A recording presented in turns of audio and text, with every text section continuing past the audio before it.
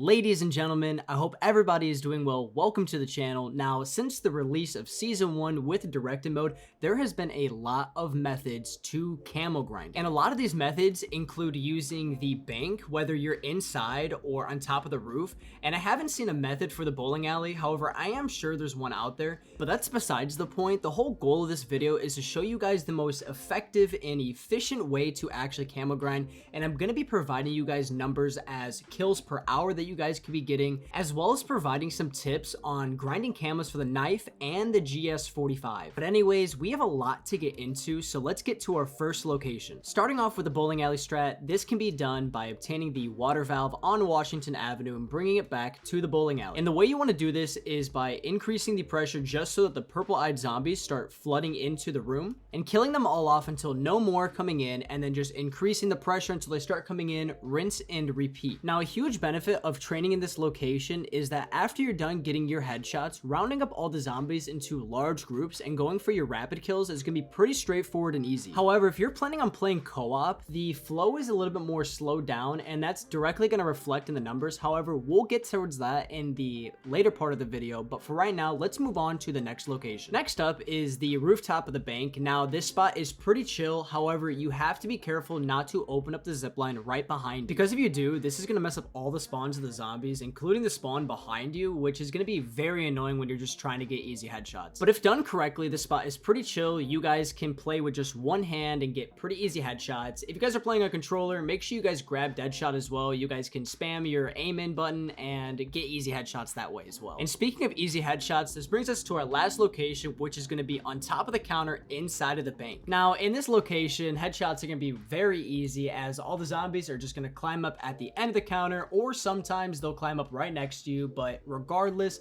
getting headshots is going to be very simple and straightforward. You could even just put on a movie and just relax. However, one big caveat is that the flow of zombies is very slow, and it doesn't seem like it's as competitive as the other two. However, if you're just looking to chill and relax, this might be for you. But anyways, let's get into the part of the video that you guys have all been waiting for. Let's actually get into the numbers and compare our three locations. Starting off with our current location, this is going to be the slowest location, only getting about 1,672 kills per hour.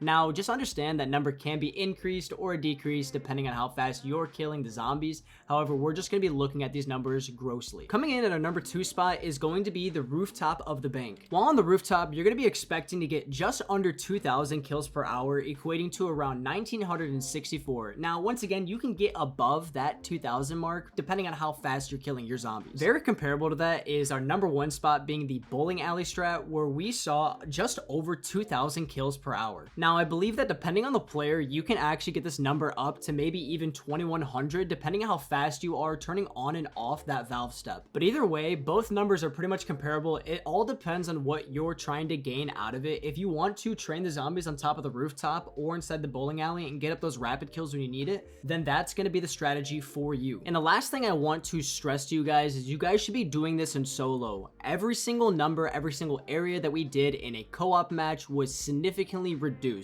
However, if you are in a co-op match and you're just trying to mess around with your friends, go ahead and pull out your guys' knives and meet in the bowling alley to restart the pressure gauge step. During the strat, you guys can go ahead and pick out the window that you want to cover. However, if you're picking out the 2 windows that I have here, you're going to get the most kills. Where I was averaging around 1,700 kills per hour. However, as a team in total, you're going to be averaging around 4,200 kills per hour. So with this strat, if you guys are cycling around, you guys can very easily get this done in 90 minutes. Moving on to our last topic, that is going to be the GS45. Now, this gun is the most dreaded gun to grind headshots with because it turns into the Mustang and Sally's. Unless you're just upgrading the single one, then it turns into the Sally's. But regardless, explosives are very hard to get headshots with. And so I sought out a strategy to try to see if you can get one-shot headshots to the zombies by round 11 with the golden version of the gun. However, that's not possible. So I went on to restart the match and went to round 9 without opening up Pack-a-Punch because we don't need it. And still, I was only able to get very close, about 90% of the zombies' health, but still unable to one-shot them. However, I don't know if there's any attachments that you can increase the damage to the headshot. I'm sure there is. I didn't check. So if you see that there is,